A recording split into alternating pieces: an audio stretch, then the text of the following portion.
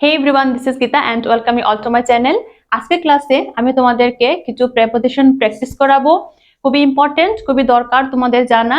এই প্রেপোজিশনগুলি আমাদের খুবই কাজে আসে, সেটা পরীক্ষায় হোক কিংবা ডেইলি লাইফ কনভারসেশনে কারোর সঙ্গে যখন আমরা ইংলিশে কথা বলি তখনও কাজে আসে, আর পরীক্ষাতে এগুলো তো আসেই আসে। ঠিক আছে, তাহলে চলো সময় নষ্ট না করব না, আমরা ক্লাসটা শুরু করে দিই। So without wasting time, late get started the class. The first example is Put the book dash the table. বইটি টেবিলের উপরে রাখো। এটা খুব সহজ, আমরা জানি টেবিলের উপরে অন দ্য টেবিল, এখানে অন হবে। এখানে আমি অপশন দিয়ে দিয়ে রেখেছি, দেখো সবখানে 1 2 1 2 1 1 2 করে দুইটা অপশন দিয়ে রেখেছি। কোনটা সঠিক হবে সেটা আমি বলে দেব, তোমরাও আগে থেকে গেস করবে যে কোনটা হতে পারে। আমি চাইলে প্রথম থেকে এখানে লিখে রাখতে পারতাম, কিন্তু লিখিনি, কারণ আমি চাই যে তোমরা এগুলোকে শুধু দেখেই মুখস্থ করে ফেলো এরকম না, এগুলোকে বুঝিয়ে যাতে শিখতে পারো সেই জন্য। He went to Puri dash train. সে ট্রেনে করে পুরীতে গিয়েছিল। আচ্ছা, এই যে ট্রেন, এই ট্রেনটা কি? ট্রেনটা তো একটা মেশিন, তো এটা একটা যন্ত্র। তো যখন আমরা কোনো মেশিন বা কোনো যন্ত্রের মধ্য দিয়ে, সেটা বাস, ট্রেন, এরোপ্লেন, হোয়াট এভার যাই হোক না কেন, যখন কোনো যন্ত্রের মাধ্যমে, কোনো গাড়ি মাধ্যমে আমরা কোথাও যাই, তখন কি হয়? তখন আমরা বাই বলবো, বাই ট্রেন।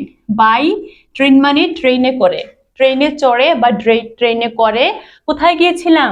কোথায় গিয়েছিল? হি ওয়েন্ট টু পুরী, সে পুরীতে গিয়েছিল। কিসে? বাই ট্রেন, ট্রেনে করে। ওকে, এবার চলো পরেরটা পড়ি। Amal fell asleep dash the film. মানে এখানে বোঝানো হচ্ছে যে ফিল্ম বা সিনেমা বা মুভি চলাকালীন অমল ঘুমিয়ে পড়েছিল। ফেল স্লিপ, ঘুমিয়ে পড়েছিল। অমল ফেল স্লিপ, অমল ঘুমিয়ে পড়েছিল ড্যাশ দ্য ফিল্ম, ফিল্ম চলাকালীন। একটা ফিল্ম বা সিনেমা কয় ঘন্টার হয়? কমপক্ষে 2 থেকে 3 ঘন্টার হয়। 2 থেকে 3 ঘন্টা কিন্তু অনেক সময়, ঠিক আছে, অনেক সময়।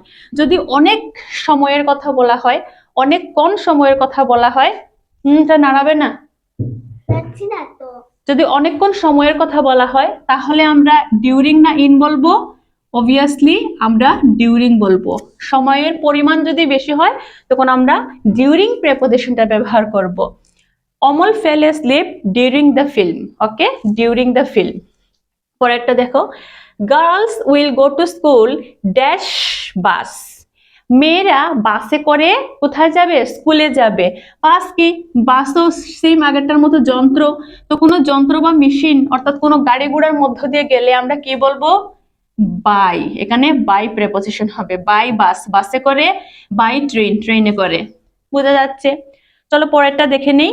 Bhagat Singh was born dash 1907। Bhagat Singh এর জন্ম হয়েছিল 1907 সালে। এখানে ওই যে 1907, 1907, এটা কি? এটা হচ্ছে একটা সাল বা এটা হচ্ছে একটা বছর, বা ইংলিশে যাকে আমরা ইয়ার বলি। ইয়ারের আগে সবসময় প্রেপোজিশন ইন বসে। এখানে 1907 এটা একটা ইয়ার বা সাল, এই জন্য ইন প্রেপোজিশন বসবে। তাহলে ইন 1907, 1907 সালে, ইন 1907। বুঝা যাচ্ছে? যদি না বুঝো অবশ্যই আমাকে কমেন্টে প্রশ্ন করে জানাও, আমি তোমাদেরকে আরো ভালোভাবে বোঝানোর চেষ্টা করব। মীরা একটা মেয়ের নাম। Meera is very scared dash spider. অর্থাৎ মীরা, স্পাইডার মানে কি? মাকড়সা। তো মীরা মাকড়সাকে খুব ভয় পায়। হ্যাঁ, Meera is very scared dash spider. এখানে একটা জিনিস, স্কেয়ার, এই যে স্কেয়ার কিংবা স্কেয়ার্ড বলো, এই স্কেয়ার বা স্কেয়ার্ডের পরে সব সময় অফ হয়। এটা তোমরা মুখস্থ করে নিতে পারো, আর বুঝে শিখলে তো আরো ভালো। তো স্কেয়ারের পরে সবসময় অফ প্রেপোজিশন বসে। Meera is very scared of spider. Meera spider বা মাকড়সাকে খুব ভয় পায়। ওকে, নেক্সট দেখো, they walked dash the end of the street. তারা রাস্তার শেষ পর্যন্ত হেঁটেছিল। একটা রাস্তার শেষ পর্যন্ত কি হবে? The end. দ্য এন্ডের আগে হবে টিল, তাহলে till the end of the street মানে রাস্তার শেষ পর্যন্ত। Till the end, till the end of the street, রাস্তার শেষ পর্যন্ত। দ্য এন্ডের আগে প্রেপোজিশন টিল বসবে। ওকে, চলো পরেরটা দেখি। Netaji was born. নেতাজির জন্ম হয়েছিল ড্যাশ 23 জানুয়ারি 1897। 23শে জানুয়ারি 1897 সালে। এখানে যে 23টা কি? 23rd এটা কি? এটা হচ্ছে তারিখ, হ্যাঁ। কিংবা ধর আমি বললাম 10th 10 তারিখ, 10th এটা কি তারিখ? তো তারিখের আগে সবসময় প্রেপোজিশন অন বসে। তারিখের আগে কি বসে? প্রেপোজিশন অন বসে। আর 1897 এটা সাল বা ইয়ার, তার আগে প্রেপোজিশন ইন বসে। মনে রাখবে, বছর বা ইয়ারের আগে প্রেপোজিশন ইন বসে, আর তারিখের আগে সবসময় প্রেপোজিশন অন বসে। তাহলে 23rd এর আগে কোনটা বসবে? ইন না অন? অবভিয়াসলি অন বসবে। Netaji was born on 23rd January 1897। 23rd January 23rd এর আগে অন প্রেপোজিশন বসেছে। তারপরে দেখো, সে লেফট স্কুল, মানে সে স্কুল ছেড়ে দিয়েছিল। সে লেফট স্কুল, আমি স্কুল ছেড়ে দিয়েছিল বলতে পারি, বা পড়াশোনা বাদ দিয়ে দিয়েছিল এরকম বলতে পারি। সে left school dash the age of 18, অর্থাৎ 18 বছর বয়সে সে পড়াশোনা বাদ দিয়ে দিয়েছে বা স্কুল ছেড়ে দিয়েছে। তো এখানে কি আছে? এইজ আছে। যখনই তোমরা এইজ বা বয়স শব্দটাকে পাবে, এইজের আগে সব সময় প্রেপোজিশন এট, প্রথমে প্রেপোজিশন এট বসে। এইজের আগে প্রেপোজিশন এট বসে। এখানে তোমাদের মনে বেশি থাকার জন্য একটা ট্রিক আমি দেখাতে পারি। এটা হচ্ছে এইজ, আর একটা শব্দ হলো পেজ। পেজ এর বাংলা হচ্ছে পৃষ্ঠা। আমাদের বইয়ে পৃষ্ঠা থাকে, বুক পেজ, বইয়ের পৃষ্ঠা। তো এইজের আগে প্রেপোজিশন এট বসে, আর পেজের আগে কোনো সময় যদি কোনো প্রেপোজিশন বসাতে হয় তাহলে সেটা অন হবে। অন দা পেজ, যেমন on the page of 15, on the page of 15 মানে কি? 15 নম্বর পৃষ্ঠায়। অন দা পেজ অফ 15 15 নম্বর পৃষ্ঠায়। আর এট দা এজ অফ 18 মানে 18 বছর বয়সে। তাহলে এইজের আগে প্রেপোজিশন এট বসবে, আর পেজের আগে প্রেপোজিশন অন বসবে। মনে থাকবে, আশা করি তোমরা এরপরে আর কখনো সেটা ভুলবে না। তারপরে দেখো আর একটা, পুট ড্যাশ দ্য লাইট। এখানে আউট আছে, অফ আছে, কোনটা বসবে? পুট ড্যাশ দ্য লাইট মানে আলোটা নিভিয়ে দাও, আলো নিভিয়ে দাও। কি হবে? পুটের পরে অফ হবে, পুট অফ। পুটের পরে অফ হবে। পুট অফ মানে কি? নিভিয়ে দেওয়া, আলো নিভিয়ে দেওয়া, পুট অফ। আগুন নিভিয়ে দেওয়া, পুট অফ দ্য ফায়ার, আগুন নিভিয়ে দাও, পুট অফ দ্য ফায়ার।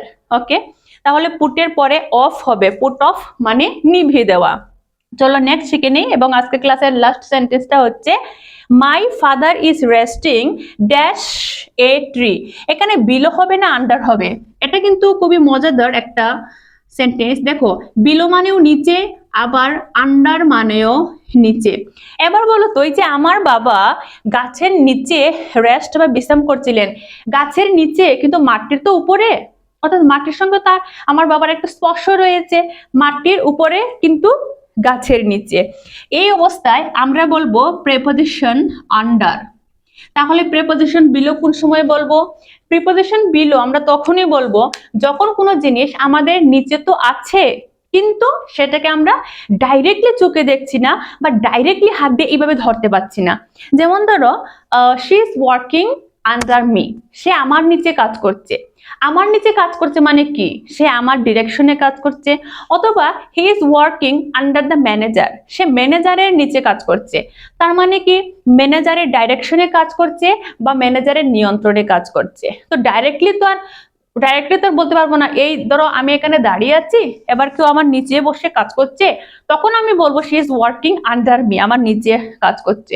কিন্তু যখন সে আমার নিচে নয়, সে সবখানেই কাজ করছে কিন্তু আমার ডিরেকশনে, আমার নিয়ন্ত্রণে কাজ করছে, তখন নিচে বোঝানোর জন্য বিলো মি বা বিলো দ্য ম্যানেজার এরকম বলবো। তো আই হোপ যে আজকে ক্লাসে আমি তোমাদেরকে এই যে কয়টা প্রেপোজিশন শেখানোর চেষ্টা করেছি, তোমরা খুবই ইজিলি এগুলো বুঝে নিয়েছো।